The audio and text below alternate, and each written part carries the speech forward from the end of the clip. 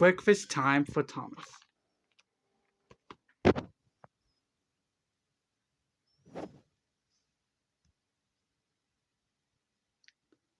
Thomas the Tank Engine was a really useful engine. He was so useful that he was given his very own flashlight to run on. "You could almost go without me now," said he, choked his driver with a laugh.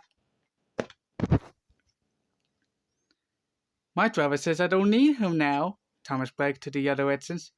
"You wouldn't dare to go out without your driver," said Pussy, the little green engine. "I might," said Thomas. "Just wait and see." It was dark the next morning. When the firefighter came, he lit the fire at Thomas's firebox to start the fuel burning. Thomas wake up. Percy and the other engines were still fast asleep.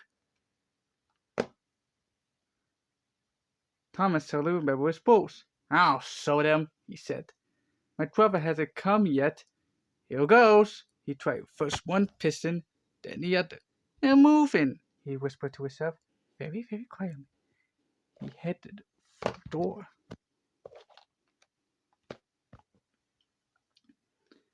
Thomas thought he was being clever, but he was only moving because the careless cleaner had meddled with his controls. When Thomas tried to stop, he couldn't.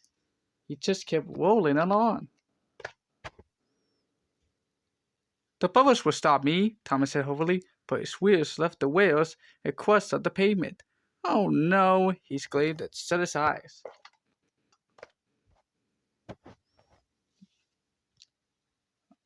Up ahead was the station master's house.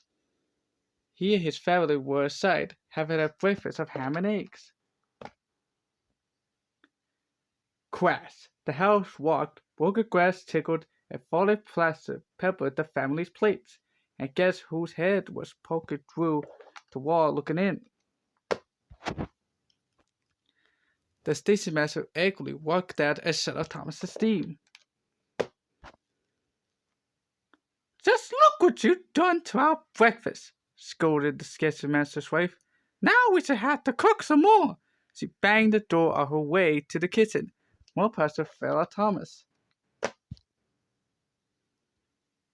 Thomas felt sad. The plaster tickled his nose. He wanted to sneeze, but he didn't dare in case the house fell on him. Nobody came for a long time. Everyone was much too busy.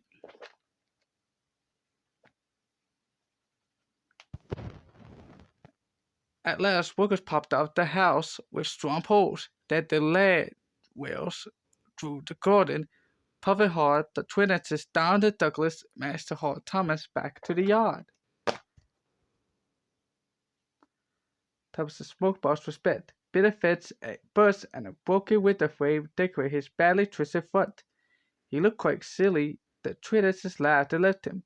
Thomas knew he had behaved badly. So Thomas had the weather controller came by to take a look. "You are a very naughty engine," he said to Thomas. "I know, sir," Thomas said. "I'm sorry, sir." "You must have your foot mended," Thomas had said. "Meanwhile, a diesel will do your work." The diesel?" Thomas blurted in surprise. "Yes, Thomas, diesels always stay in their chest. Diesels never run off to breakfast in station special houses," said the Thomas hat. A diesel came the next day to help out. At first he didn't want to stay, the engine said, but he soon got used to working with the other engines. Finally, Thomas came back, all mended and ready for work. He and the diesel became good friends, and now Thomas knew not to run off without his driver. The end.